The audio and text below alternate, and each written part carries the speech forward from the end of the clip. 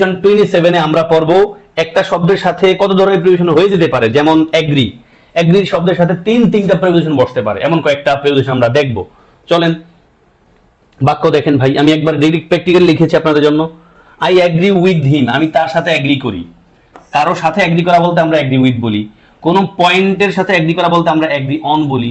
কোন প্রপোজালের সাথে এগ্রি করা বলতে আমরা এগ্রি প্রপোজাল বলি। দেখেন বাক্যটা একসাথে যদি পড়ে রাখতে পারেন, I agree with you to this proposal on this point. তাহলে আমি তোমার সাথে এগ্রি করলাম, তোমার এই প্রপোজালের এই পয়েন্টের সাথে এগ্রি করলাম। তাহলে I agree with you to this proposal on this point. তারপর আসেন ভাই একটা প্রশ্ন সমাধান করে ফেলেন।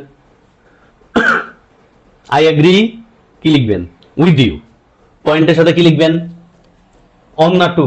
চিন্তা করেন, একটু আগে বলছি। ইয়েস, উত্তর আপনি অবশ্যই লিখবেন I agree with you on this point to this proposal. আমাদের পরীক্ষাও কিন্তু এটা দিয়ে অনেক প্রশ্ন আসছে, এই এগ্রির সাথে কোন প্রিপোজিশন বসে বাকি।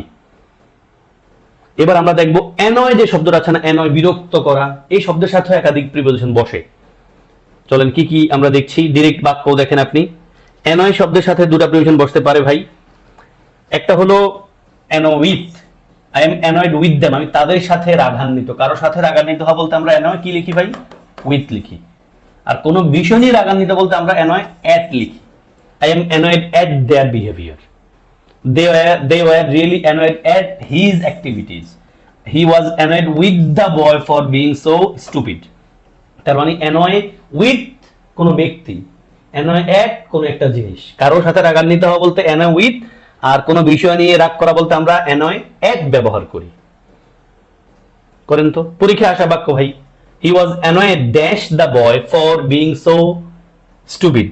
আপনি নিশ্চয়ই বাচ্চাটার সাথে রাগান্বিত হওয়া বোঝাচ্ছে, ফলে আপনি লিখবেন he was annoyed with the boy।